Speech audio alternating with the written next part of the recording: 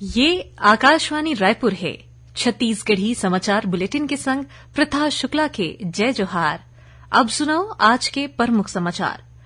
PSC चयन मामला में छत्तीसगढ़ सरकार हा कहे है कि ओमन हा ई प्रकरण के जांच करके न्यायालय में जवाब पेश करही। संगे संग कोर्ट के अवैया आदेश तक नियुक्ति प्रक्रिया ला अंतिम रूप नहीं दे जाही। केंद्र सरकार हा किसान मन बर कृषि ऋण और फसल बीमा संबंधित 3 ठिन परिवर्तनकारी योजना ला शुरू करे है। और भाजपा के परिवर्तन यात्रा में आज झारखंड के पूर्व मुख्यमंत्री रघुवर दास घलो शामिल हुईन। अब समाचार विस्तार ले। केंद्र सरकार हा किसान मन बर कृषि ऋण और फसल बीमा संबंधित 3 ठिन परिवर्तनकारी योजना ला शुरू करे है। नई दिल्ली में काली केंद्रीय वित्त मंत्री निर्मला सीतारमण हा किसान ऋण पोर्टल, घर घर किसान क्रेडिट कार्ड अभियान और मौसम सूचना नेटवर्क डाटा सिस्टम के शुभारंभ करेन। ए बेरा में ओमन हा कहीन कि भारत हा किसान मन के ऋण हवय। कोविड लॉकडाउन के बेरा में ग्रामीण भारत किसनहा और खेती बाड़ी हा ही देश ला आगू बढ़ाए है। वित्त मंत्री हा कहीन कि किसान मन हा देश भर खाद्य सुरक्षा सुनिश्चित करीन और ग्रामीण भारत अर्थव्यवस्था बर सहारा बनीन है। उमन है घलो कहीन है कि ये पोर्टल जानकारी दिही कि कतका लोगन मन ला सेवा ले फायदा मिले है। श्रीमती सीतारमण हा ये बात के भरोसा घलोक दिलाइन है कि ये पहल ला सफल बनाए बर बैंक के घलो मदद मिलही। भारतीय जनता पार्टी हा आजकल परिवर्तन यात्रा निकालत है। दंतेवाड़ा ले शुरू हुए पहली परिवर्तन यात्रा में शामिल होए पर झारखंड के पूर्व मुख्यमंत्री रघुवर दास आज बेमेतरा पहुंचिन। वहां चलत एक ठिन पत्रकार वार्ता में श्री दास पीएससी परीक्षा में करेगे भर्ती में राज्य सरकार को तिले गड़बड़ी करे जाए और जवान लइका मन के भविष्य के संग खिलवाड़ करे के आरोप लगाइन। उमन कहीन है कि छत्तीसगढ़ में शराब और कोयला के सिंडिकेट बना के बिचौलिया मन भ्रष्टाचार करत है। कमीशन के आधार में ठेका दे जाते। श्री दास कहीन के वादा करे के बावजूद राज्य सरकार हा अभू तक प्रदेश में शराबबंदी नहीं कर पाए है, बल्कि एमा करोड़ों रुपया के घोटाला करे है। उमन कहीन के राज्य सरकार हा महिला स्व सहायता समूह के ऋण ला घलो माफ नहीं करे है। उन्हें धमधा हुए आम सभा ला घलो झारखंड के पूर्व मुख्यमंत्री श्री दास संबोधित करें।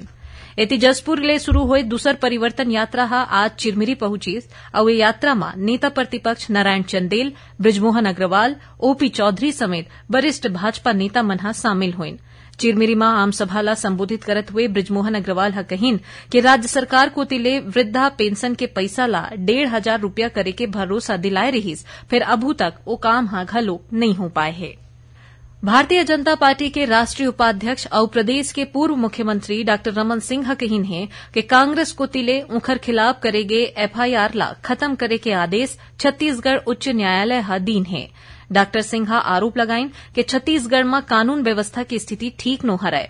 कोरोना काल के बेरा में उमन सोशल मीडिया में राज्य सरकार के काम के संबंध में एक ठिन पोस्ट करे रहीन, जेकर बाद कांग्रेस को तिले उखर खिलाफ एफआईआर दर्ज कराए गे रहीस।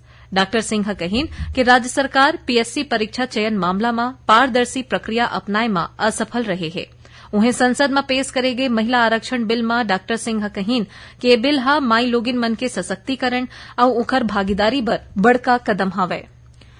मुख्यमंत्री भूपेश बघेल हा मनेन्द्रगढ़, चिरमिरी, भरतपुर जिला के सीतामढ़ी हरचौका में करीबन 7.5 करोड़ रुपया के लागत ले बने राम वन गमन पर्यटन परिपथ के काम के लोकार्पण करें। एकर संगे संग मवई नदिया के तीर में राम वाटिका और आने विकास के काम कराए गए हैं। कार्यक्रम में मुख्यमंत्री हा मनेन्द्रगढ़, चिरमिरी, भरतपुर जिला पर लगभग 360 करोड़ रुपया के आने विकास काम के लोकार्पण और भूमि पूजन करें। कार्यक्रम ला संबोधित करत हुए मुख्यमंत्री हा कहीन कि राज्य सरकार हा छत्तीसगढ़ी संस्कृति ला सहेजे के दिशा में काम बुता करत है। उन्हें मुख्यमंत्री भूपेश बघेल हा काली भिलाई नगर निगम कोतिले आयोजित आभार सम्मेलन कार्यक्रम में शामिल हुई। इहां उमन 65 करोड़ रुपया ले ज्यादा के राशि के कतकोन निर्माण काम के लोकार्पण और भूमि पूजन करें। उन्हें मुख्यमंत्री काली भिलाई के नेहरू नगर में 2 करोड़ रुपया के लागत ले बने तारा मंडल के घलो लोकार्पण करें। छत्तीसगढ़ी समाचार बुलेटिन आप मन आकाशवाणी रायपुर ले सुनत हव।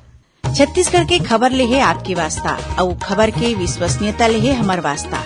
आकाशवाणी समाचार रायपुर के प्रादेशिक समाचार बुलेटिन के संगे संग हमार समसामयिक कार्यक्रम आप रेडियो के संग अपन मोबाइल में घलो सुन सकत हव। आकाशवाणी समाचार फेसबुक, ट्विटर और यूट्यूब में घलो हावय।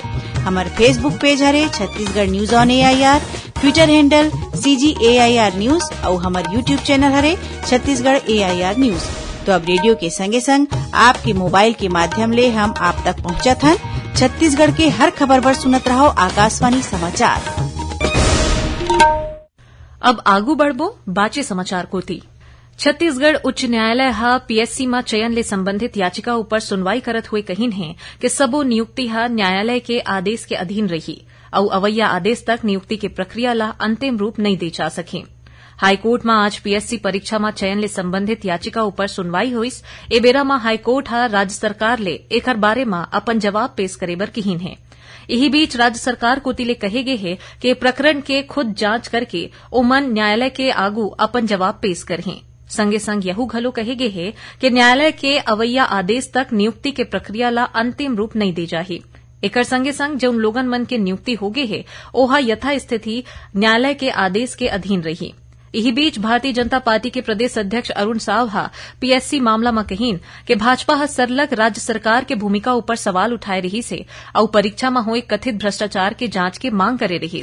उन्हें भाजपा के महामंत्री OP चौधरी काली रायपुर में आयोजित पत्रकार वार्ता में PSC परीक्षा में हुए कथित गड़बड़ी के जांच ला CBI ले कराए जाए के मांग करीन है।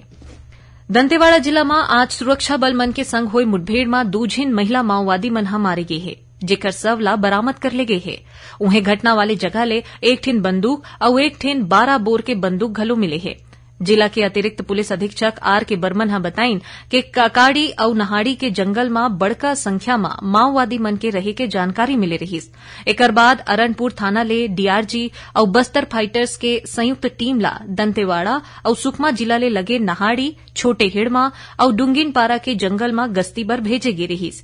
यही बेरा माओवादी मन नहाड़ी कैंप के तीर में सुरक्षा बल मन ऊपर हमला शुरू कर दिन। तभे जवान मन कोती ले घलो जवाबी कार्रवाई करे गिस, जेमा 2 झिन महिला माओवादी मन मारे गिन। करीबन आधा घंटा तक चले मुठभेड़ के बाद माओवादी मन घना जंगल के फायदा उठा के उहां ले तुरते भाग गिन। उन्हें यही जिला के अरनपुर जगरगुंडा रद्दा में माओवादी मन कोती ले करेगे ID विस्फोट के चपेट में आए ले CRPF के 1 झिन जवान घायल हो गए है। बताए जाते कि अरनपुर ले जगरगुंडा के बीच रद्दा बनाए के काम बुता चलत है। घायल जवान रोड ओपनिंग पार्टी में शामिल रहीस। नेहरू युवा केंद्र संगठन रायपुर कोती ले राज्य स्तरीय भाषण प्रतियोगिता के वर्चुअल तरीका ले रायपुर में आयोजन करेगी। एमा जिला स्तर में पहली स्थान मिले वाले प्रतिभागी मन शामिल हुई। ये प्रतियोगिता गांधी जी के वैश्विक प्रभाव, आज के परिवेश में गांधीवादी विचार की प्रासंगिकता विषय ऊपर आधारित रही। कार्यक्रम की शुरुआत करत हुए नेहरू युवा केंद्र संगठन के राज्य निदेशक श्रीकांत पांडे कहिन कि युवा मन ला आगू बढ़ाए और उमा बौद्धिक क्षमता विकसित करे बर ऐसना आयोजन करे जाथे। नेहरू युवा संगठन कोती ले 2 अक्टूबर के राष्ट्रीय स्तर में भाषण प्रतियोगिता के आयोजन करे जाही। अब पेश है मौसम के हाल। प्रदेश में अवैया 24 घंटा के बेरा में कतकोन जगह में भारी वर्षा हो सकत है, जेमा बलौदाबाजार, बलरामपुर, जांजगीर चांपा, जसपुर, कोरबा, महासमुंद, रायगढ़, रायपुर और सरगुजा जिला में तेज वर्षा हो सकत है। उन्हें उत्तर और दक्षिण छत्तीसगढ़ और ओकर ले लगे जिला में 1-2 जगह में गरज चमक के संग भारी ले अति भारी बारिश होए और बिजली गिरे के संभावना है। मौसम विभाग के अनुसार एक ठेन निम्न दाब के क्षेत्र उत्तर पश्चिम बंगाल के खाड़ी और ओकर ले लगे तटीय पश्चिम बंगाल, ओडिशा के तट में ऊपर हवय। एकरे असर ले काली प्रदेश भर में ज्यादातर जगह में हल्का ले मध्यम वर्षा हो सकत है। आखिर में प्रमुख समाचार एक घाव फेर। PSC चयन मामला में छत्तीसगढ़ सरकार कहे है कि ओमन ए प्रकरण के जांच करके न्यायालय में जवाब पेश करही। संगे संग कोर्ट के अवैया आदेश तक नियुक्ति प्रक्रिया ला अंतिम रूप नहीं दे जाही। केंद्र सरकार किसान मन बर कृषि ऋण और फसल बीमा संबंधित 3 ठिन परिवर्तनकारी योजना ला शुरू करे है। और भाजपा के परिवर्तन यात्रा में आज झारखंड के पूर्व मुख्यमंत्री रघुवर दास घलो शामिल हुईन। एकरे संग छत्तीसगढ़ी समाचार बुलेटिन इहे से रावत है। जय जोहार।